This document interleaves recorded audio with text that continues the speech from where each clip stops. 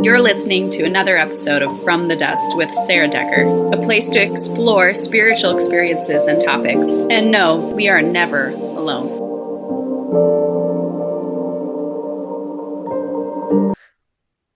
Hello and welcome to From the Dust. I'm your host, Sara Decker, and today I have with me Angie Abrew. Welcome, Angie. Thank you, Sara. So I know that many of us, as we have sought to understand who we are in this great plan of heaven and earth and where we stand with our Heavenly Father, and we often ask ourselves many questions, really, and we don't always have answers to those questions about the divinity of women. There's not a lot, at least I know that I didn't find a lot growing up about women and their divinity. You hear these words like the divine worth of women, and it's like, well, what does that even mean? Because no one explains these things to you. No one helps you understand. And many even reject the idea that we have a divine heavenly mother or that there is a divine feminine at all. She is totally unacknowledged or just unknown. Even those who accept that there is a heavenly mother, there are some churches that do accept that, but they don't always have a lot of explanation for us, or even a way to connect, or, there's so many questions. We're always left with way more questions than answers. And I know that on my journey, I have come across some different records that have answered some of those questions that I always prayed that we would receive a record that would answer some of these things. And I know that I've come across them, and I know that you have too. Mm-hmm. So I'm looking forward to talking about this today, this topic, and sharing those resources with those who are listening. So thank you so much again. Yeah, I appreciate what you said about Heavenly Mother not being very well understood or known or even believed in, because growing up, I also was kind of like, it didn't cross my mind very often. It was like, growing up LDS, I knew that we had parents, not just one. And it makes logical sense that if there's a father, there would be a mother. If there's a child, if we are children of God, how could there not be a mother? And so for me, I remember growing up and thinking how much I love my mother, like how much I love just being with my mom and like her and I talking on the couch, and like we could always have different discussions than I could with my dad. And, then having friends that were girlfriends, and how much fun we would have together. And so I just feel like I don't understand how people can say that there would be no divine feminine, right? Or no mother to the Father. For me, I had a very strong experience, like almost 2 years ago now, where I had been, like you said, I had been studying the Nemenhah record and a few other things that I will mention probably later on. But when I was reading that in the temple ordinances, and, there's definitely a mother, and she's also communicating within the script of creation. And so when you learn about her different characteristics, they meld into one, the male and the masculine become one, and how it takes a balance of that. But anyways, when I had been studying about her, I had been reading about the codes, the rose codes, which is the matrices of flowers. And I was very fascinated about, the patterns and the different things. And I had read a little bit about Mother Mary, who is also very much her symbolism of the rose. And I had gone to bed. I had read and I'd gone to bed, and I was kind of like in that twilight sleep where you're kind of like falling asleep, but also not asleep. And I had this overwhelming feeling of energy just start to come into the room. And it went straight to my heart, and then it just kind of went up and down from there. And immediately was like, whoa.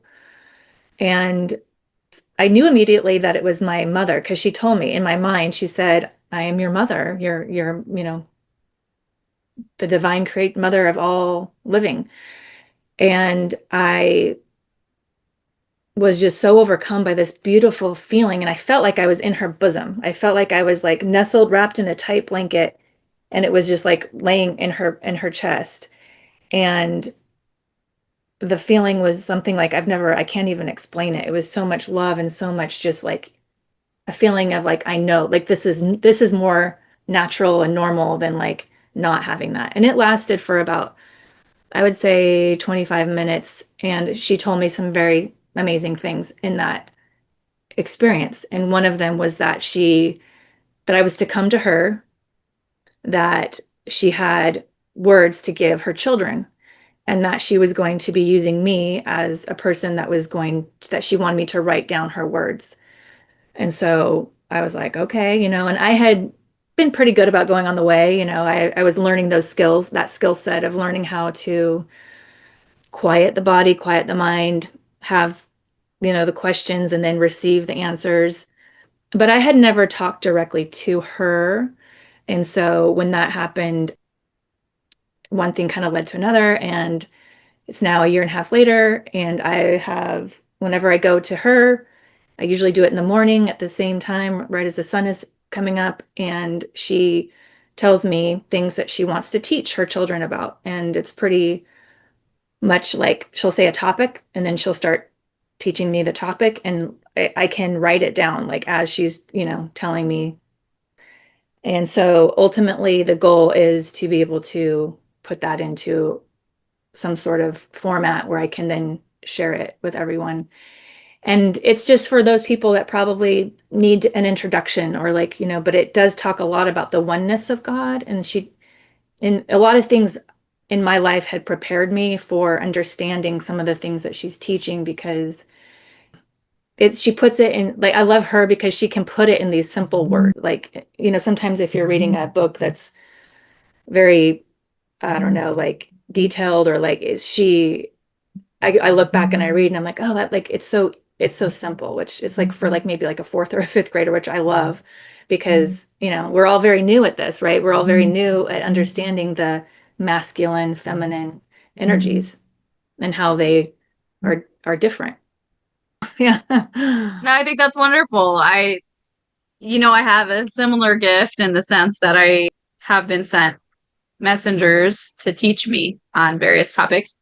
And I was told that at one day it would be accessible to many, like that we needed to make it accessible for people at some point. And so my mom's been working on that for honestly like the last year, getting all of those visits typed up and formatted in a collection to possibly be sent out at some point, made into a book. And so I'm not surprised, I guess I would say. And I think it's lovely that you've had this experience with her and that she is giving more teachings, because I know even just the few things that in a interview I had, I don't know, probably a year ago now, she wanted to speak and share a message to her daughters. And it was so beautiful. I love going back to that video whenever I'm just like really feeling like I need a woman's guidance, a wise, grandmotherly, lovely, motherly guidance, And I go back and listen to that. And so what a gift. I'm just really grateful that that is happening. I actually didn't know until you just said that. So is there anything that you've prepared out of that to share with us? Well, I asked Heavenly Mother about that, and she said that I could share what we've been doing, but like that, and I can share, personal things, but like for whatever reason, she said I would know later why, like she doesn't, because I had all the ones marked out that I thought, oh, this would be cool. But anyways, she kind of wanted me to today talk more about the balance of the divine feminine with the masculine, and why we are kind of off kilter in our world right now. And so what she did ask me to do was to talk to my friend Tamara. And my friend Tamara is actually also studying a lot about Heavenly Mother and the divine feminine conscious. And she had written a excerpt for a book that's going to be published in the future. And she wanted me to ask her if I could read some of that, because that gives a really good description on some things that, would bring to light. And I think a lot of people are gathering the information, and like starting to understand, but I would like to maybe read some of that, if that's okay. Yeah. And Whatever okay. you feel to read. Yeah. It's welcome. Okay. The divine feminine energy is a topic of growing interest as it is beginning to be recognized as an essential part of the ascension process for individuals and for the earth. Bringing the divine feminine and the divine masculine energies into a proper balance plays an important role in this process. Many who are attuned to higher frequencies are feeling a shifting energy within and seeing signs of an awakening without. And that's like what we talk about all the time, how exciting it is, because we can all sense that we're living in a time period that's changing, right? It's like everyone's saying they're having this awakening and kind of like started a lot in 2017. It says, for some, a familiarity is resonating within the inner soul, bringing a yearning and a thirst for higher knowledge and understanding. It is not by accident that each of us is here with the intended potential to participate and be a part of a great awakening shift in the Earth's frequency and in its ascension process. And so what we've learned is that the Earth, Mother Gaia itself, is shifting from a third density into more of a fourth or fifth. And with that shift, where we also need to either shift along with it or, maybe go to a different third density opportunity somewhere else if you don't make it, right? Those who are awakening are realizing the opportunity this brings personally to be shifting into a higher consciousness and frequency themselves, going through their own preparations to live in a newly birthed higher frequency realm. Guides and aids are manifesting for those who are following inner guidance and seeking greater understanding. So one of the important aspects of the divine feminine is that it's an inward. And we're going to talk about that a little bit, but it's the esoteric versus the exoteric. So the more masculine energy is definitely more exo, and the internal is more esoteric or internal. And when you read about Mother Mary or Mary Magdalene, they talk about this. The Gnostics talk about this internal knowing and how everything is inside of you. And I love that, we are taught you use your direct line of revelation. You don't need anyone in the middle of that, right?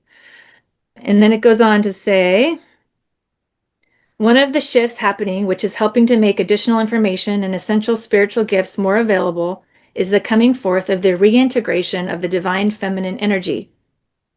As this energy takes its proper place in balancing the masculine energy, which the world has predominantly been operating under, a completion and wholeness is able to take place.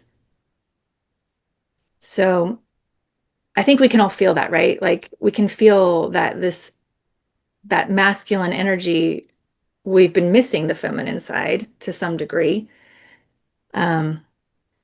Says new or carefully hidden protected paradigms, knowledge, and understanding is being manifest as part of this balancing and birthing process.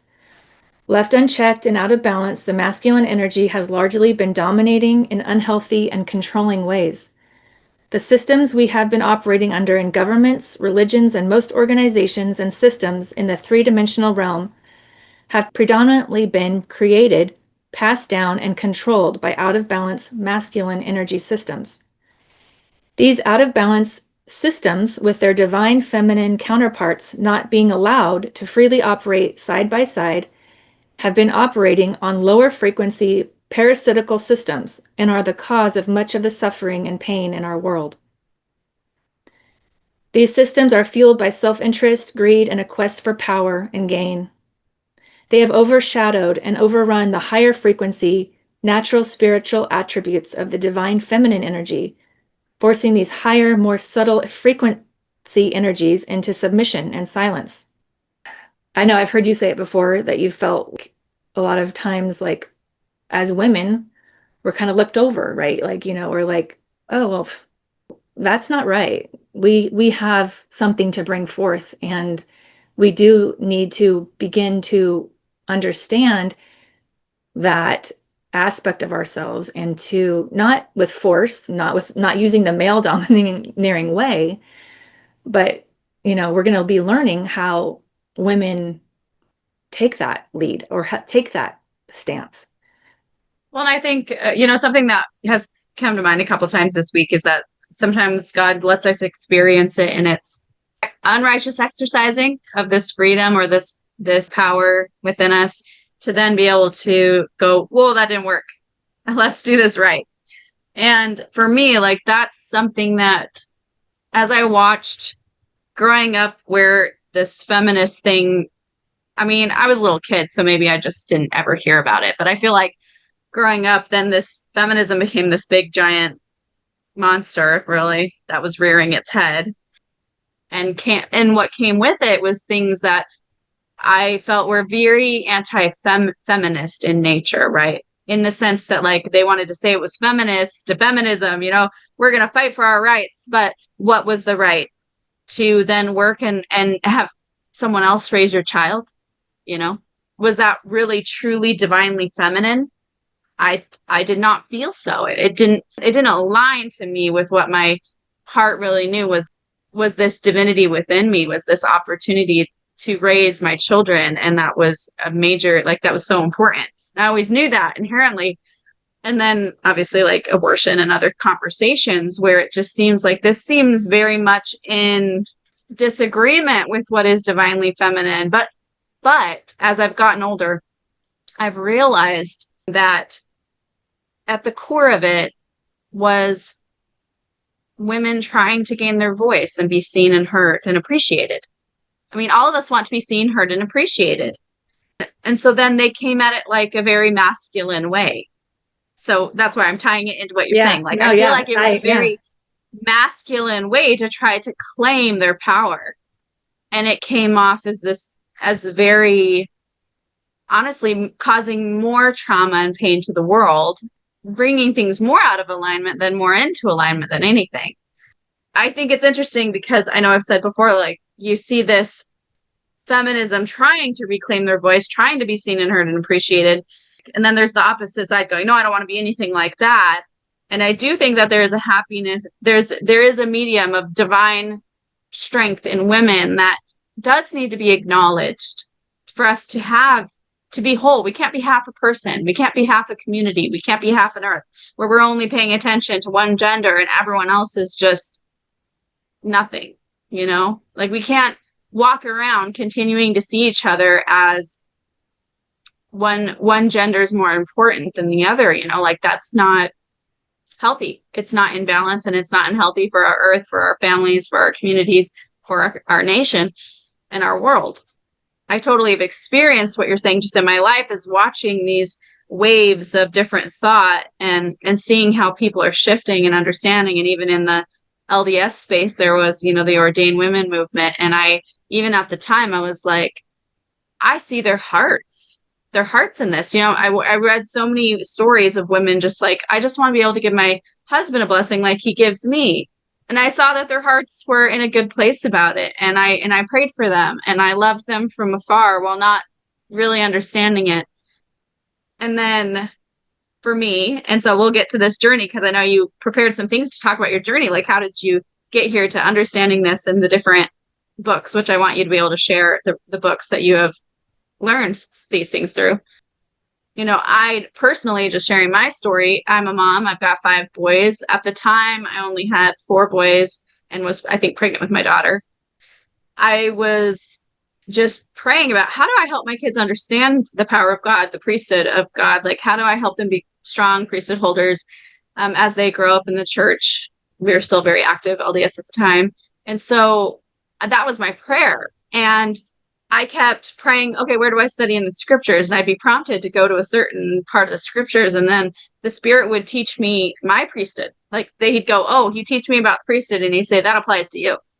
And I'm like, wait, I thought we were learning about men's priesthood. And he said, nope, that applies to you. And I'm like, but that's not what I asked. I wanted to learn about the men's priesthood. Like, you're making me uncomfortable. I didn't grow up with women and priesthood being even in the same sentence. So it made me so uncomfortable. And he kept giving me lessons. He kept sending me to the scriptures and teaching me with the Spirit so that I could see. But I didn't have anything to back that up, really, I felt, except for like, hello, in the temple, women give blessings and you're made priests and priestesses, and you all Aaronic Melchizedek priesthood. Like, to me, there's some very major hints that everyone seems to ignore.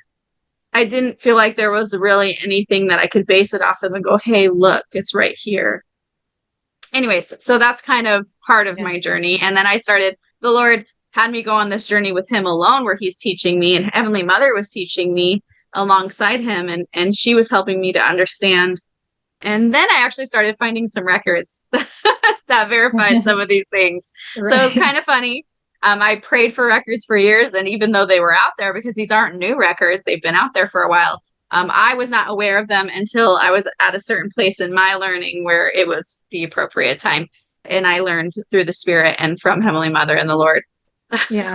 I like everything that you said, because I feel the same way, like growing, through my being a woman, I had the opportunity many times to like bless my child when he was sick. I've given Joe blessings when he's been injured with healings and different things like that. So I love that we have it intuitively, naturally within us, right? I guess in my own past, experiences, I've never felt like I didn't have something. Like I was just that I knew, and I had to be quiet about it, but like it didn't ever feel like I couldn't do what I needed to do. So the suppression, I guess, never worked on me, because I was like, I don't know, like I might have to like not tell other people what I've done, or like, that I healed myself, of some pretty severe things when I was in my 20s, but I just wasn't speaking it over the pulpit, or like, like pronouncing it. So I think times are changing where I see it all over the place, where women are stepping into that ability to use their voice to express the things that are inside of them. And to share the spiritual experiences they kept to themselves, because they knew people would condemn them or would not believe them or just shut them down. And that is still true in some regards. But I do think that there is a big opening happening where they are recovering or claiming their voice. Yes. And it's beautiful. Yes.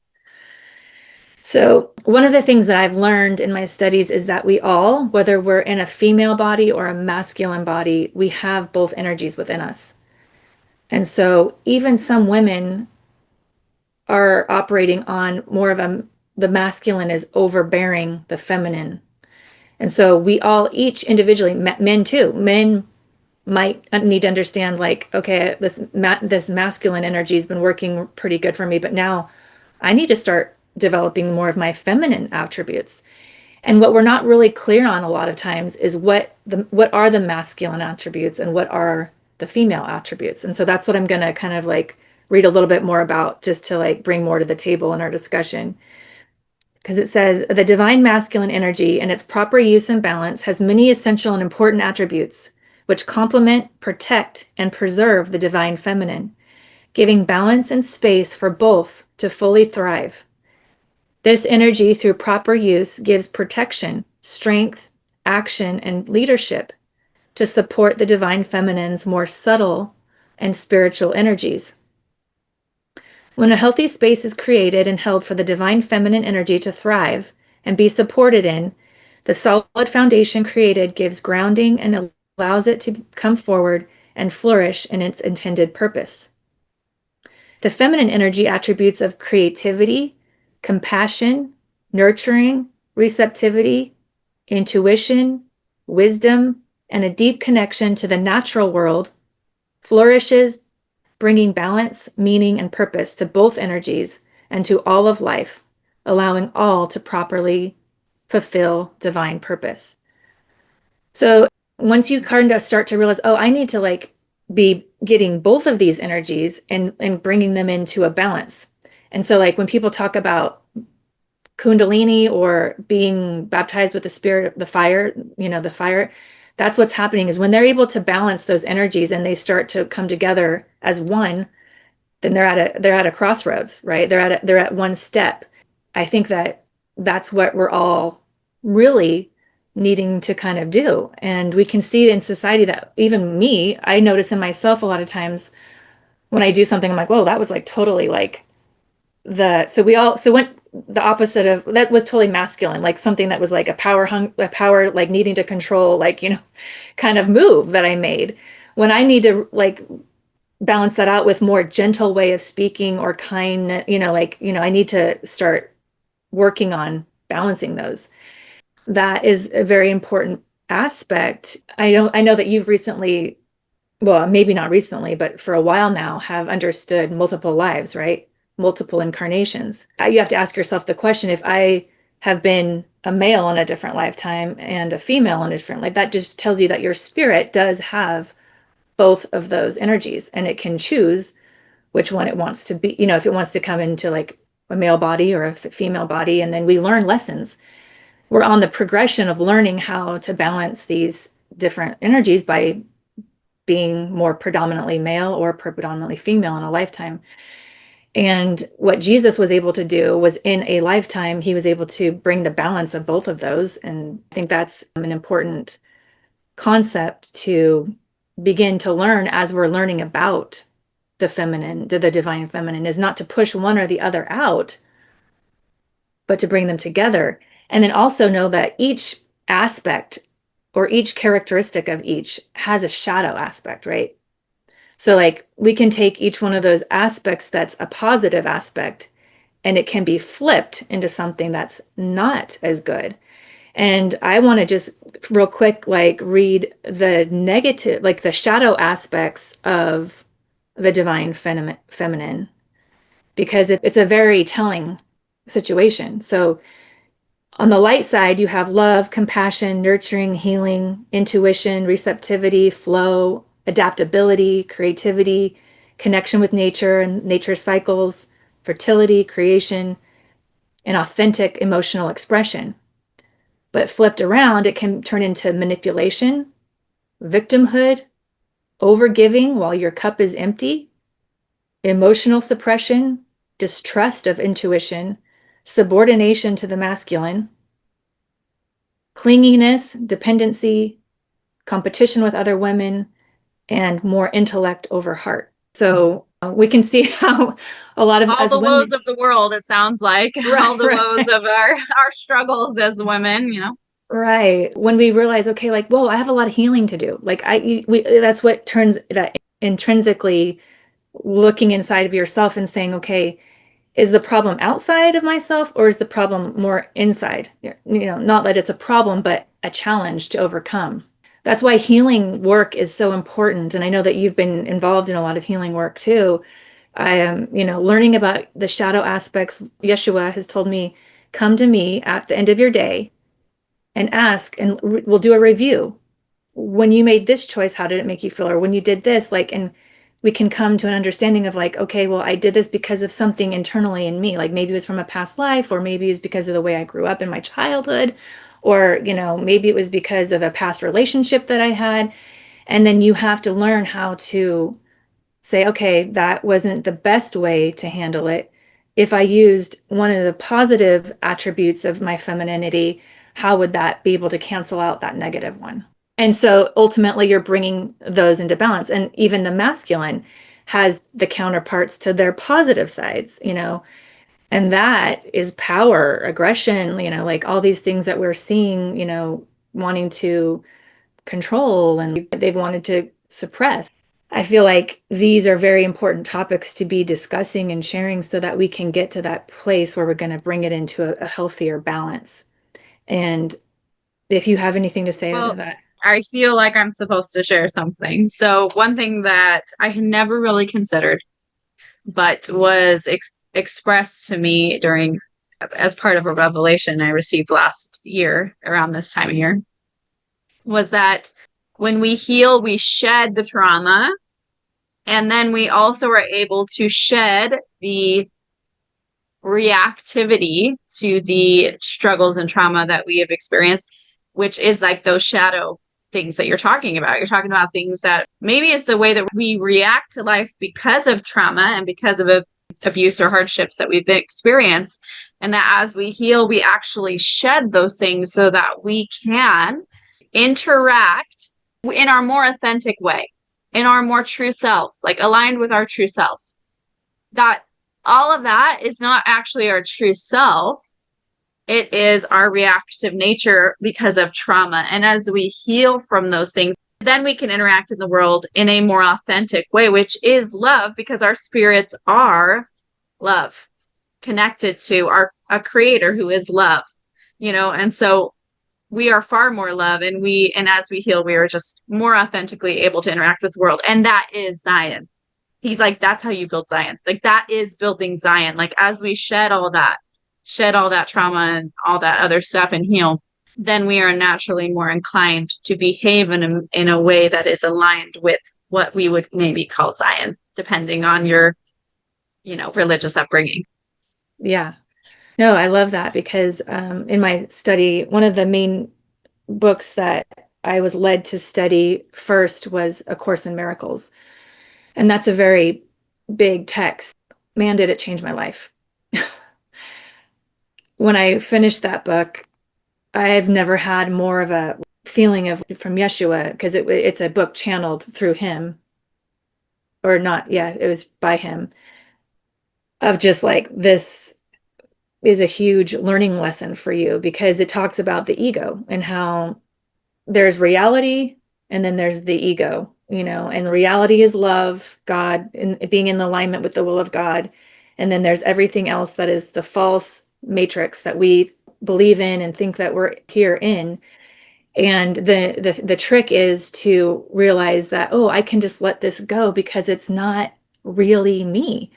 You, like you said, the higher self is you, complete and whole.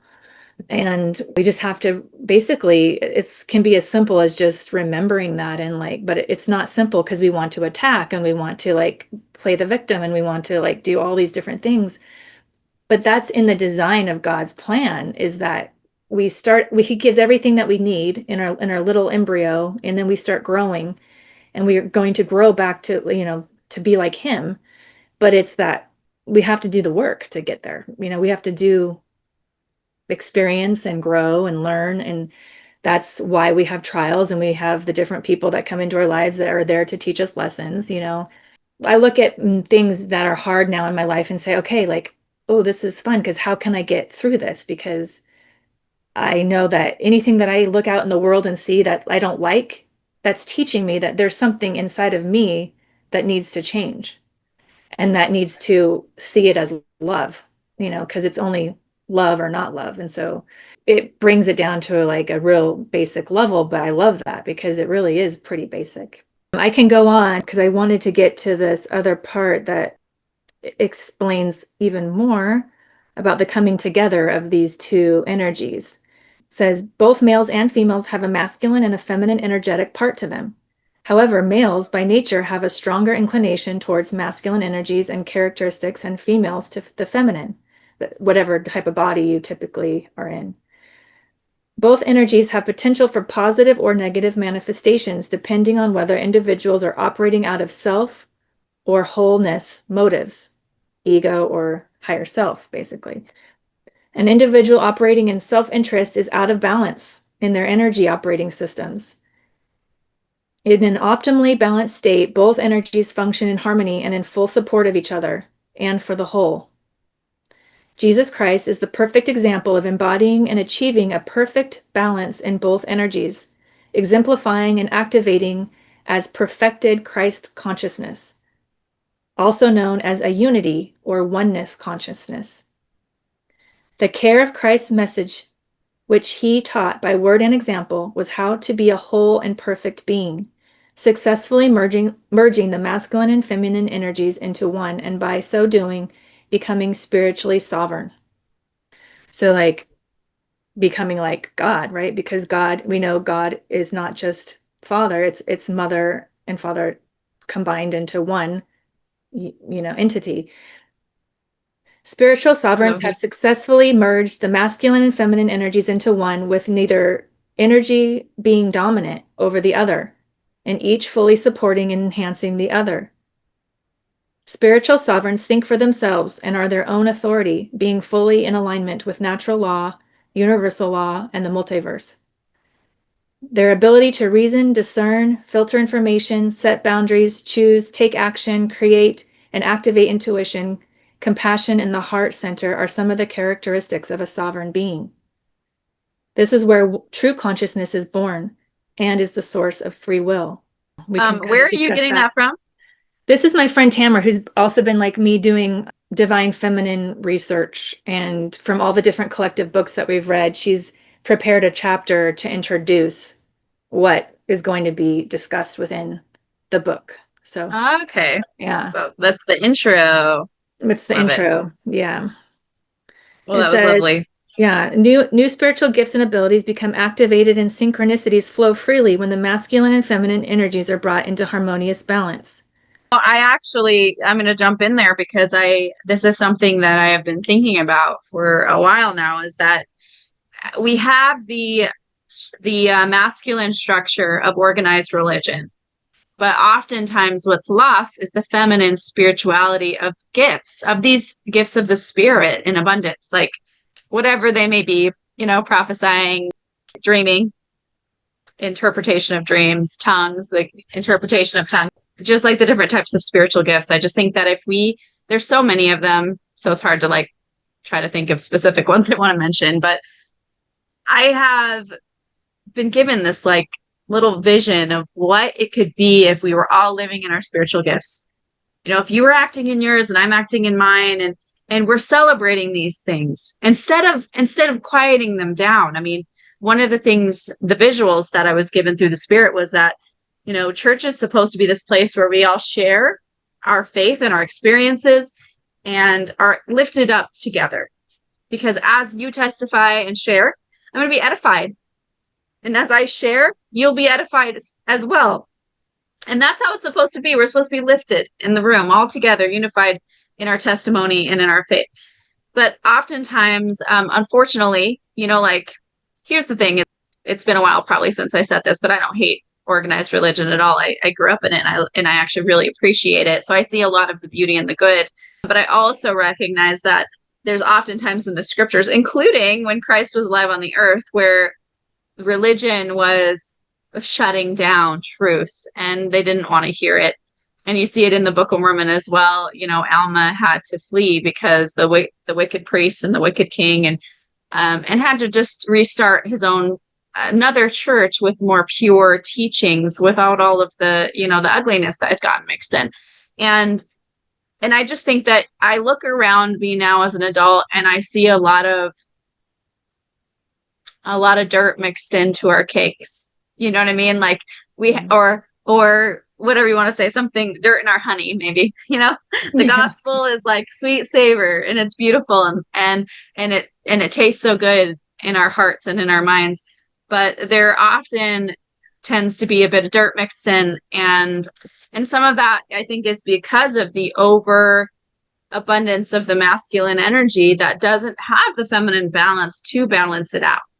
And so I think if we are able to live in our gifts, men and women, not just women, but I'm just saying, I think that's part of the feminine side, is this balance of bringing in spirit and the abundance of the spirit in its different forms, to then create the softness there, and not just the rigidity of the structure, but the softness of the spirit into our spaces. And I really think that if we were all functioning within our spiritual gifts, that we would find greater cohesion and community and love together. So I really appreciate what you were saying about the spiritual gifts, because I believe we all have spiritual gifts and that we all share all the spiritual gifts. So every single one is available to us, and it's kind of like what we are choosing to put on our plate at the time. One book that really, really I want to share with you guys is the book Anna, Grandmother of Jesus. Have you read this, Sara? I have not. No. Okay. It's kind of crazy how when you're open and you're just kind of letting anything come into your path that would be directed from the Spirit, a book comes into your life. This book came to me after I had read a lot of Dolores Cannon's books, Jesus and the Essenes. So I had been studying about the Essene culture. And I had also visited a community that was living the lifestyle of the Essenes, and anyway, so Essenes had been on my mind. Well, that book then led to this book, and Anna, grandmother of Jesus. This book was channeled by Claire Hartsong, and Anna is the one that came to her, who is the grandmother of Jesus, to channel. She said, she wanted her to write this book for her. So this is basically Anna's story or experiences with Jesus during his lifetime as Jesus or Yeshua. And there is one part in here, I mean, it gives so much information. It is a must read for anyone who wants to know more about the divine feminine, because Anna was a remarkable woman. Mariana, her daughter, mother of Jesus, we all know a little bit at least about her. You learn way more about her in this book, and you learn about Heavenly Mother. So I kind of wanted to read an excerpt out of this book just to give you a little taste of how powerful of a book it is. When I got to this part in the book, I felt Heavenly Mother's presence really strongly, and so I wanted to share that with you. And of course, my precursor is like anyone that wants to, you don't take my word, only the Spirit can tell you if a book is true or not, but it'll at least whet your appetite a little bit. This is Anna's words. So it is, I will now share with you about the descent of the Holy Shekinah, or the Holy Spirit of Promise, as some call this energy field, and how great Mother's mantle of flaming light enveloped us in a baptism of spiritual fire. Yeshua had told us that she would come as our second comforter, witnessing in our hearts everything that was required to be known and remembered, so that we could also accomplish our own Christening. As I tell you this, my friend, I remember well that his saying, "All you see me do, shall you do, and even more shall you all do." After a week of fasting in complete solitude and silence, Mother Mary, called a special meeting of the disciples who were scattered about Palestine to come together to Qumran. Trusted messenger sent out the word, and rather large group of us came together in the night. Several of us who had been visiting Qumran at the time made preparations and kept vigils over the tired pilgrims while they slept just before the ceremony began. Just before dawn, a sound as of rushing waters began to be heard and felt. Everyone arose from their makeshift beds and followed Mariana and Mary Magdalene in a procession to the ancient grotto in a large cave that had served the Divine Mother for millennia. Although the cave had been desecrated by profane worship over the years, it was still imbued with the energies of the Great Mother. Because of the male Qumran leaders' increasing spiritual patriarchal bias, the main entrance had been closed for many years. Very few knew of the secret entrance that still gave access to those who chose to continue to enact the Great Mother's rituals. Most of these spiritual ceremonies were associated with the ancient Sumerian goddess Inanna and the esoteric practices of the Magdalene, which is an order of Isis. Because of our association with Yeshua, the leaders of Qumran opened the main entrance to us on this occasion. Mariana had done her fasting and prayer in the grotto. She had cleaned the ancient altar and placed a few flowers and incense on it, along with a basin of water containing precious oils. After we had taken our seats inside, we sang psalms and ancient chants to the Divine Mother of all things. After a lengthy time of silence, and this is occurring all after the crucifixion, so they're all kind of in disarray and like wondering, kind of like what's going to happen next.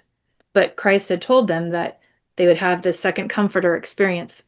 Mariana went to the altar, anointed herself, and then invited each of us to come forth. One by one, we knelt before her. She crushed flower petals and herbs in our small hands, scattering them over our heads and shoulders, and then she burned the remainder in the flame on the altar. After we parted our garments and to expose our hearts, Mariana then dripped a small gauze cloth into the perfumed water that had been poured into the simple Celtic cup used by Yeshua at his Last Supper. She gently washed our faces, hands, and chest. Her right hand lingered over every heart until a warm glow could be felt. And so she did a little bit more of that. Then I'm going to go down a little bit further because I want to get to the part where Heavenly Mother makes herself manifest. Then Mary Anna quoted one of Yeshua's sayings, which was told when Thomas, who had not been in the tomb during the resurrection process, asked that he also see and know that the one who appeared before him was indeed of flesh and bone. Although visible as before, Yeshua's body was now much more refined and translucent. He said to Thomas, "Look and see and feel for yourself that it is I, your brother, that I have come to fulfill all things that my Father, Mother, God has given me to do. I have set an example so that you may know how to worship the one God who breathes life in all. Make of your body also an emblem of light and an instrument of peace, so that all in the world may have light and life more abundantly." When everyone had taken their turn, we came together to sit in concentric circles, the men surrounding the women. The children were seated in the center, except the small babes. We sang several hymns, and then an awesome silence came over us. Some bowed low to the ground. Others raised their heads skywards and eyes rolled back. Many spoke the languages of light. Some began to rise up, levitating. Again, there was the inner sound of the rushing of waters, and then it was as though the stone ceiling above our heads opened. Everyone had their own vision and experience of the Holy Shekinah's many gifts, not the least of which was the unmistakable presence of the Mother of all life. Regardless of her many names, the Holy Spirit came, according to each one's belief. She was felt within every heart and body, according to each one's capacity to hold her mighty presence, which was like being consumed in flames of light. Then, when that capacity was reached, each was stretched and stretched until all in equal measure received the gifts of spirit their soul had long awaited since beginning to incarnate in flesh.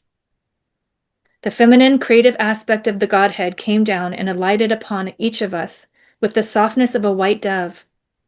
Her embrace was both incredibly sweet and terrible. Sweet because her divine love is the milk of eternal life.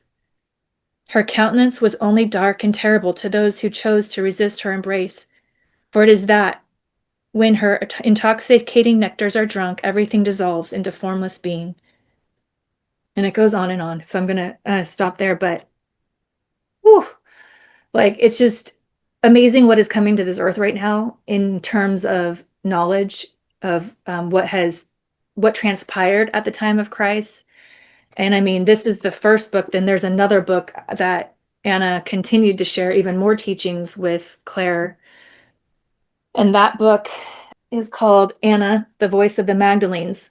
And in this book, each of there's male and female characters that lived at that time, or persons who share their personal stories about the struggles and the things that they had to overcome with their shadows, and how it's a similar process for us all. And I think that's very important to realize that it's not uncommon for us to have struggles and to have these things that we need to get over and overcome, because that's just the nature of the game, right? It's the nature of life. For sure. That's wonderful. I was on eBay finding the books while you were telling me about them. Yes. I get so excited when people read it, because that's how my friend Tamara and I bonded, was because she had read the books, and then that synergy just keeps going. And I really believe that the right people are placed into your life at the right time. When you're ready to say, okay, I'm ready for more, and then more will come. There's so much more. I still have about 20 other books over here that I'm oh, I would love to share. So maybe we'll have to share it at a different time. But I think to start off with those that are listening, if you want to learn more about this amazing, divine, feminine, other part of God, then this is these books would be a great place to start, because, try it out. Let the Spirit testify to you. Yeah, I would invite anyone who's read them and has a witness of them or an experience with them to please share in the comments. I've never really invited people to share in the comments before, but I actually feel like that would be very edifying for people to be able to scroll down and to see the other witnesses from the sisters in the comments. you said we'll look at those books another time. I actually keep feeling impressed that maybe you should hold some of them up. Maybe you Okay. just look at the spine and hold them so we Yeah. can see some Yeah. of the titles of some of the books. Okay. Well, Right now.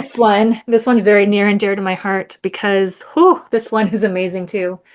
For the time period we're living in, which is, the age of the Sophianic age and what they call it golden age, because what's happening with our earth is that we've been operating under the masculine, but now the earth is kind of transitioning where the feminine is going to start really opening up.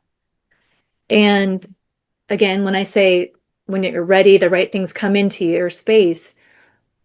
One day I was on YouTube and I was searching, trying to think of something that I could share with my son, who's 11, although at the time he was probably like 9 or 10.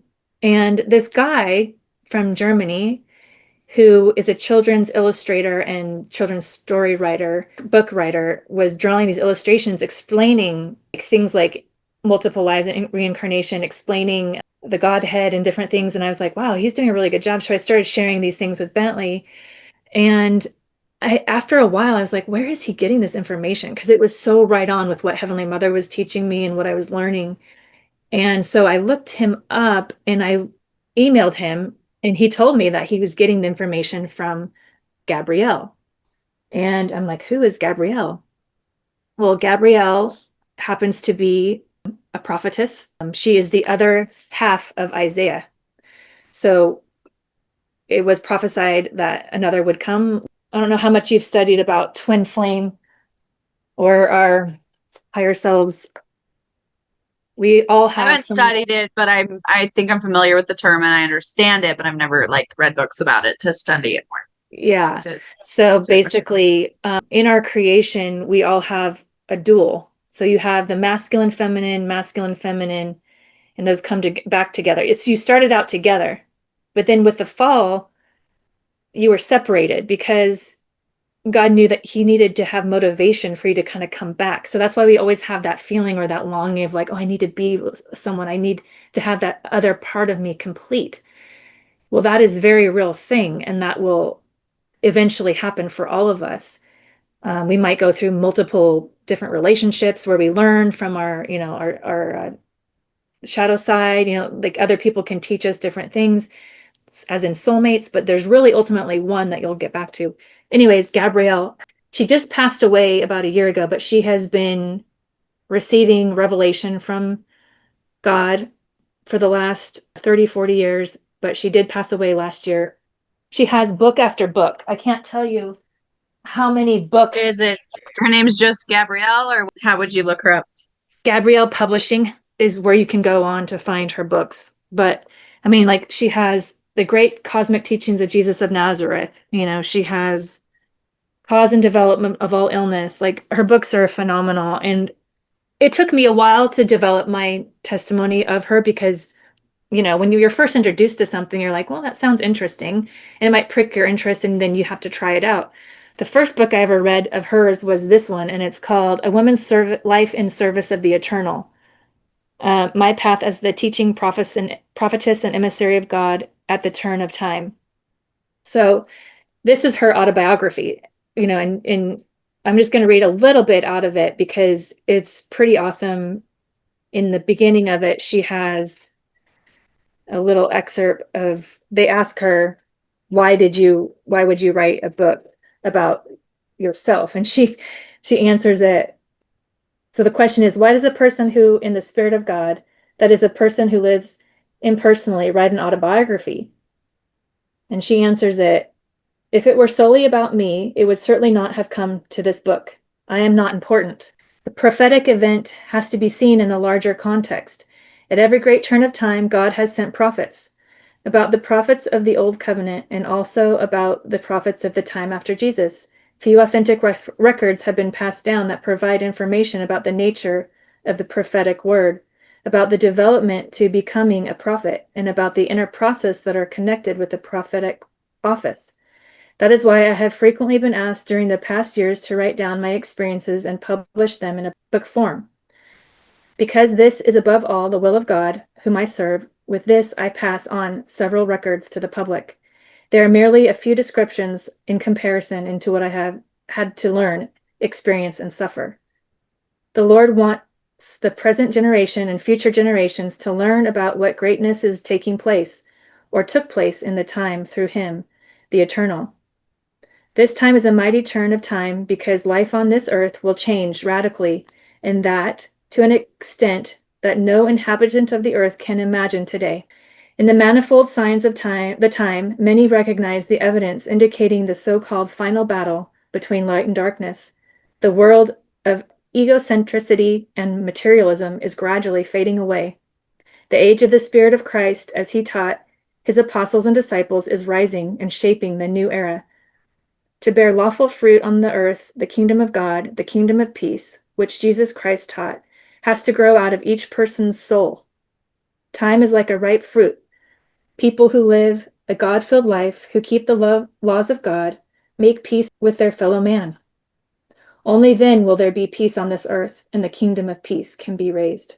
Followers of Jesus of Nazareth view it this way. The life of our sister Gabriele is not only the life of an extraordinary human being, it is a testimony, a shining example of God's wisdom and greatness, and of his mighty workings, particularly during this time. So I had no idea that a prophetess like this existed, but by watching this man who does things for children and puts it into children's terms, his website, you can find it on YouTube, it's called Life Explained Videos, and his name is Hans Wilhelm, Wihelm. To get like a basic like overview, and then I would recommend, just getting one of her books and starting off and just seeing what the Spirit tells you, because it's pretty amazing. If she is what she's saying that she is, then she is the dual of Isaiah. Isaiah prophesies of, a lot of things about her. And then she also has more that she can channel from Brother Emmanuel, she calls him, who is Isaiah. Isaiah was just one lifetime that this soul lived. Yeah, that would be another recommendation I would have. Another one, Alive in Christ. This book, my son and I just barely started reading, and it is a book that has been channeled by Christ or through Christ. Wow. It's so pertaining to our time right now, and it's Christ literally asking us, pleading with us to start to come to him, and he's going to teach you daily as you come to him what you need to do to be able to make the transition into this next period of time.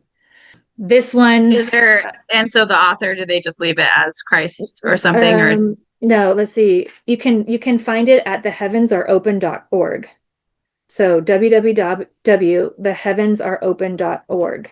I'm not sure if the actual person that channeled it shares his name or not, but again, it would be up to you to read it and see what the Spirit tells you. You know what is interesting about this?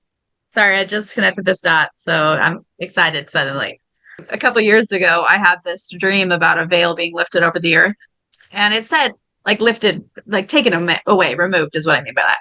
And while the veil was still remaining in some of the more wicked areas, because sometimes having a veil removed shows you your evil, your wickedness, and that could be overwhelming.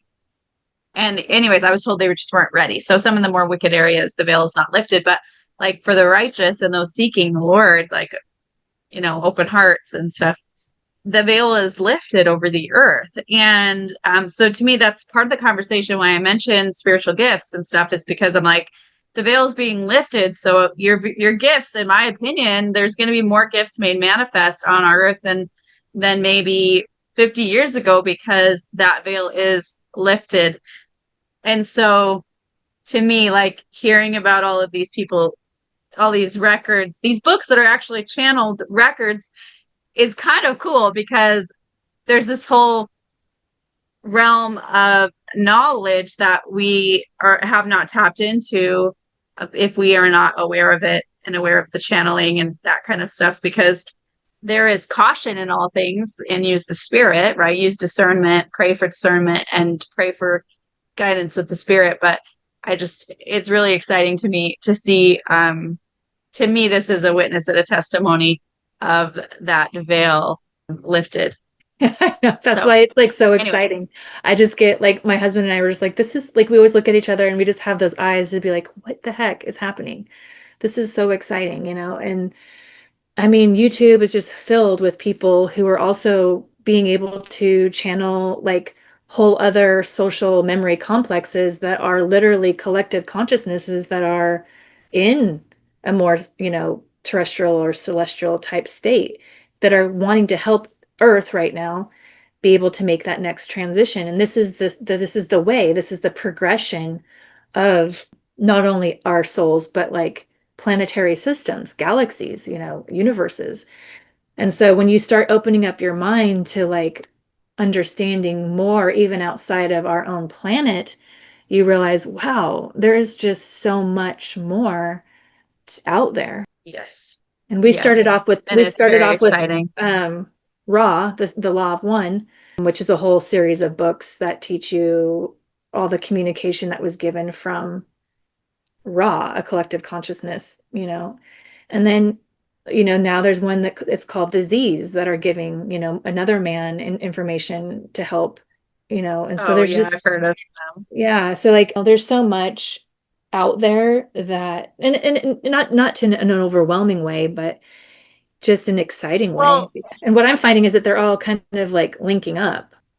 yeah, well, and I was going to say that there is a path of ascension for every flavor of journey. You know what I mean? Right. Like one time the Lord showed me in imagery, often I receive imagery to explain things, that all of these raindrops were falling all over this hillside. And he said, people drop wherever they land on this earth. And then their journey to me is like every drop of water lands somewhere different and runs down the hill differently and then joins the other drops and then comes down to come to me. And that was just kind of how he explained it. And so for me, there is so many different ways that he helps people to find truth and light. And there's so many different paths that he's like inviting them to joy and love and light and a higher vibration or whatever the terminology, because honestly, he uses lots of terminology. Because if you're not a religious person, he still wants you to find the truth your heart seeks, even if you don't want that path of religion, like you don't have any interest in that. He's like, hey, well, that's okay. Let me help you understand a different way. And he may use different terminology. And it's not that it's necessarily evil, although sometimes there is evil out there and you have to be aware. I also see a very good and merciful and loving God who offers a multitude of voices and paths to help people to gain the light and knowledge that they need for their own growth in their spirit. And there is a book that for like that has a bit more of an LDS flair because there's incorporated Doctrine and Covenants and the Book of Mormon as added sources, but has a lot of amazing stuff. Is this book called Foreordinations, Fulfilling Our Divine. Yeah, I keep hearing about this book. Yeah. There was just one part excerpt in here that I wanted to read just to give a little bit of an enticement, because for those of us who are starting to experience transition in our bodies, I know that I talk to people who are feeling it, and then there's people online that are feeling it, because our bodies will also begin to transition into a more terrestrial state. The first page that I opened when I first got it was this page, and I'm like, oh, that's so interesting. I was not expecting this type of information to be in this kind of a book, but it's called 46 Signs You May Already Be in the Translation Process. And then it gives, and I'm just going to read a few of them: innate resonance, liminal space, changing sleep patterns, activity at the crown of the head, sudden waves of emotion, old stuff coming up and out, amplification of the senses, changes in hearing, enhanced sensitivities, increased energy, looking younger, breaking free from restrictive patterns, increased introspection, creative bursts, a perception that the physics of time is accelerating, a sense of something impending. For me, I was like, I have to do like, I get up in the morning, I'm like, oh my gosh, like I'm missing out. Like I just want to get up out of bed. And I never did that before. And I have this feeling of like, oh man, I can't get enough. I want to have more and more information. And so that would be a sign, that you're waking up, hungering and thirsting to learn more and know more, finding a new spiritual track that makes sense to you, awakening to your true identity, your true purpose, like what you kind of are meant to do.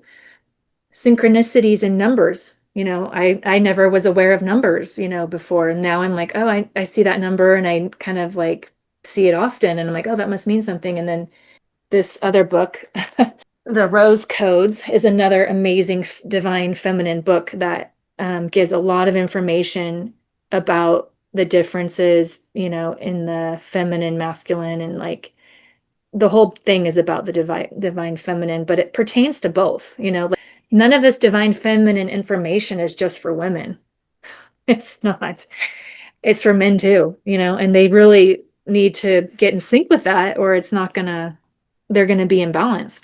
So anyways, that was just one, and there's more, but like I wanted to just kind of whet everyone's appetite with this book. I would strongly recommend it especially if you're from an LDS background, because it's got beautiful artwork. I mean, just like artwork that you would see, and then songs, like, in this book, it's just, I really like it. Like this, I'll show you this one. This picture of Christ by an artist that is not, it's like a happy picture, right? Isn't that Yeah, pretty? it's very happy. I like it. I was just jumped on the guy's website who wrote the Foreordinations, and it looks like there's some of the chapters for free here.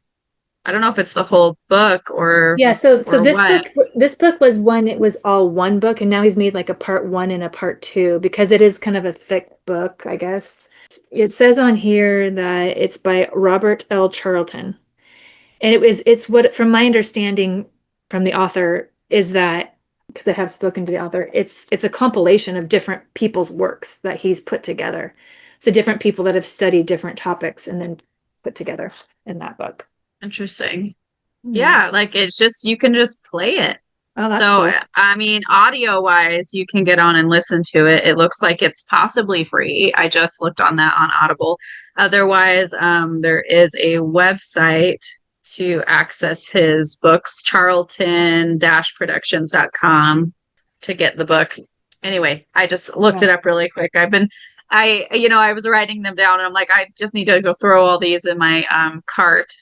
Yeah. I feel like I met the gentleman who compiled this book at the Memorial Ranch a year ago. Yeah. I recognized the book. He showed it to me. So, okay, well, cool.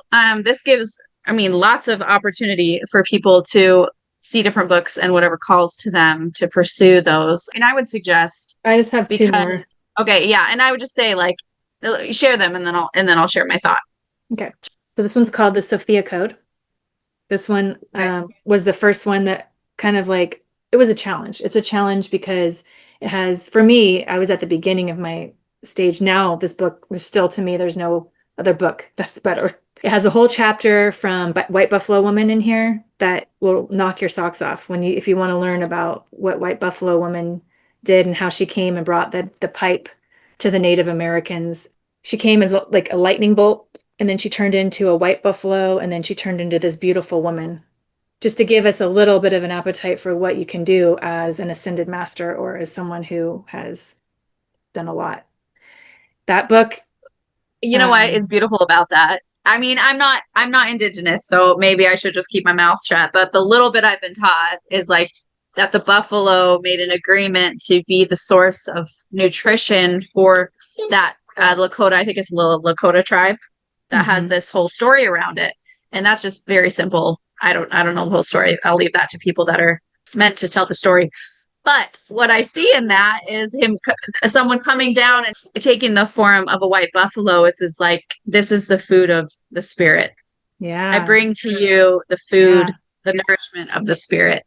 Beautiful. Yeah. And as a form of a person, it's like, oh no, I'm here as your teacher. And so the buffalo is very symbolic. Even just in hearing that, it sounds like very symbolic and beautiful. So, right. And it's like, I don't know what the Native Americans know about. They obviously know a lot. And I believe they still have the pipe that she brought, the prayer pipe, because the prayer pipe is very sacred amongst all the indigenous peoples. But I don't know that they have even like the full account of what she gives in here, which is pretty amazing. Also within here is Mother Mary, Mary Magdalene, Isis, Hathor. And, for me, it was a stretch because I didn't understand epochs of time, like people talk nowadays about Atlantis and like, Isis and like, those things. And I was like, oh, but that doesn't, that register. And it took me a while to study enough to understand like there's been different time periods on this planet Earth. This Earth is like a lot older than what we think, and there's been different epochs of time where people have been on the Earth and then completely taken off and then put back on the Earth. So that's where you Which get is a like, whole nother episode, a right. whole different topic, Right. which is interesting. I mean, I've watched some videos on that, and it's quite an interesting concept, which is mind blowing and like a whole nother rabbit hole. But Yeah. so interesting. And the author of this book was visited by Heavenly Mother pretty profoundly. And that's what it starts out with, is her experience when Heavenly Mother came to her. So it's, Heavenly Mother can appear to whoever she wants to as well. And then the only other one that I was going to share is this. Well, there's more, but for today, the Sacred Secretion. And this is by a woman who is on YouTube. Her name is Kelly Marie Kerr. And she has some really good videos on how to get this balance going with inside of us, the balance of the feminine and the masculine in breathing exercises and different meditations and different things. And she talks about the Kundalini energy, and that's pretty awesome too. So you can start getting that going in your system, because she talks about the pineal gland and how, we always talk about chakras, right? Well, chakra, you have an eighth chakra above the crown chakra that's like similar to like the white cord that we have that the Native Americans talk about. But that's how like light and energy and like the spirit kind of comes into us. And so there's more on that in this book as well. That all sounds really interesting. More to study. I mean, I think it's wonderful. And it sounds like there's a lot of questions that I've had tumbling around in my head that there's some answers to in those books. Right. So that is exciting. I did order a few of them and I wrote down the rest, and I look forward to jumping and diving into those. I appreciate your time today sharing some of your journey and some of these different books that found their way to you to help you as you sought to understand. And I just pray that it helps someone in their journey and blesses them with to know that God is working among his children, and that him and mother truly are inviting us to rise to our place, which is beside the men, and to create balance again in this world that is so out of balance and has been for so long. And that call within you is divine. Sometimes we wonder if we're supposed to do something really huge. And I'll just end with this, because I feel like as a mom of 7 kids, sometimes I'm like, oh, am I supposed to be doing more? And is this all like, it feels like I'm not affecting enough people, like I should be doing more or something. But oftentimes, whenever I start feeling that way, I'm told like, this is the most important thing. This is my kingdom. And these children are the most important task that I have. If I set everything else down, it would be enough. So the reason I say that is because if you don't feel called outside of your home, honestly, if you can nurture the garden of your own souls within the walls of your home, you have changed the world. And that is an incredibly beautiful thing. And if you are called to start a podcast, or, to write a book, or a plethora of other things, whatever the spirit has laid on your heart and you feel called and you feel on a fire to do that too. Mm-hmm. As sisters, we support you. I really feel like it is in the rejoicing of our fulfillment of our own personal calling and what the spirit has laid on our hearts that will shift the world. If we can unburden ourselves from the trauma, and do the healing and celebrate each other, like the amount of transformation that we individually go through, and then the transformation that then in turn will go through on the earth would just be incredible. So I support you, sister, on the other end of this. I love you. I support you. And I support all the women as they seek to build up their families and understand within their own hearts. It starts there. And bless you in your journey. And I pray for discernment upon your mind and your heart, that you may be led by the Spirit to those things that would be the most edifying for you. And I pray that the Spirit may witness to truth, and that you may discard those things that do not belong, that maybe are not true, or that you may set aside until you can further understand if it is something that you are struggling with, that you can have the kindness for yourself and for your own journey as well, that you may rejoice in the journey of understanding yourself and this world, and your divinity that's within you. And I pray that you may be led and may be guided, and that you may encounter the divine feminine. And I pray and ask for this in Messiah's name. Amen. Amen. Thank you. Well, thanks for so much for sharing. You've got so many books. I look forward to another conversation. It's funny because sometimes it's like, oh, we've talked this long, and I feel like we scratched the surface. Right. Yeah. Well, Heavenly Mother always tells me it's going to be easy and light. If it's not easy and light, you don't have to make it hard and overwhelming. And like, so every day I just make sure that I'm feeling that easy and lightness. And like, you're right. Like being a mother is like, that's why she wanted the two polarities came together, and they wanted to be a mother and a father, and that's really the essence of everything. That's how the continuation goes on. So you're doing a great work too, in being a mom, and also doing whatever you can in addition, when you can. Yeah. Well, and it's fun. Like for me, it's like sometimes it feels like a work, like a job, and it feels heavy, but mostly just because of the worry, my concern about like the way it's going to be received is what makes it feel like a chore, and not the actual what it's doing. Because I love these conversations. I love the spirit. When I walk away, it's like, oh, that was so edifying. I feel spiritually fed. I feel rejuvenated. Like for the rest of the things going on in my life, it's like I can tackle them better now. So it's really like a joy to do this, as much as it also sometimes feels heavy. It's like, but I honestly think that's more of the attack of trying to stop that progress. It's always wonderful to come and have these conversations. Anyway. But there's also a time and place for everything. So like, there's no pressure if you need a break or whatever, like there would be no pressure, it would just be like, whatever. Yeah. Well, I took the summer off because it just never worked out. Like I didn't make a hard and fast announcement or anything, or I didn't really think, oh, I'm going to just take the summer off. But that is what ended up happening. And I did feel guilty a couple times, but every time I started feeling guilty, the Spirit was like, Sarah, your job is your children. They're not in school. This time is a special time for them to just be with you and just enjoy this togetherness. And that's exactly what it's for. So don't feel bad. Yeah. So thank you. Okay. Well, I'll let you get back to your cutie pies. Yeah, it was fun.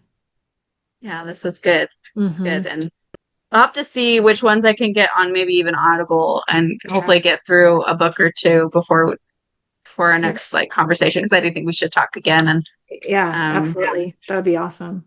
Sounds good. Right. Thank you so much, Angie. Love you. Bye. Okay, Love you too. Bye. Thank you for being here. And don't forget to subscribe. God bless.